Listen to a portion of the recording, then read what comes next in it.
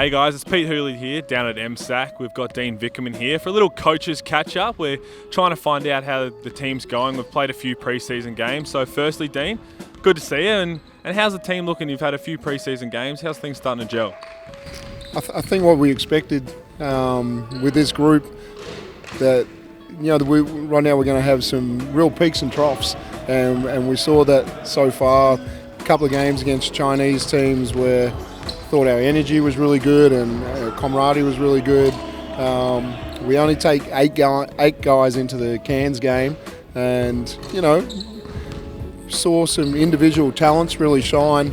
And then we go into the Brisbane game, and we probably were a little bit too individual and really didn't share the ball. So that was the emphasis today, was to make sure that we combined our talents and make sure we make each other better. Now, you touched on, obviously, Mitch McCarron was out, and you've spoken a little bit about his leadership. Sitting back watching that game, obviously, commentating it, but we could see him doing a lot of stuff when guys coming off. You've been impressed with that, and is that what you're looking for from him this year?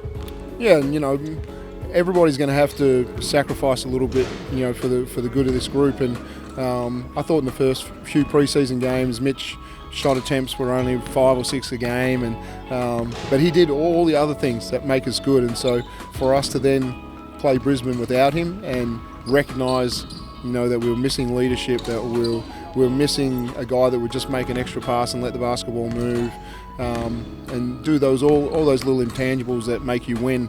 It was really important for the group to see, and I think it was good for Mitch to just recognise how important he is to the team as well.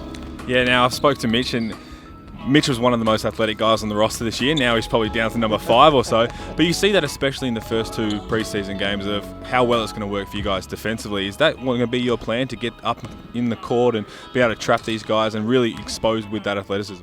Yeah, I think with, obviously the international guys coming back, they're all deserving of minutes on this team. And if we were just going to be a half-court defensive team and our starters were going to play 32 minutes each, and I don't think there'd be too many people happy on this team. So we've got the athleticism to say, yep, let's extend and let's put a lot of pressure on the other team, and then hopefully your length can create some opportunities to go ahead and play exciting basketball and play fast. But Brisbane did a great job the other day of taking away our fast play, and then we weren't structured and organised enough to get great shots after that, so to work on.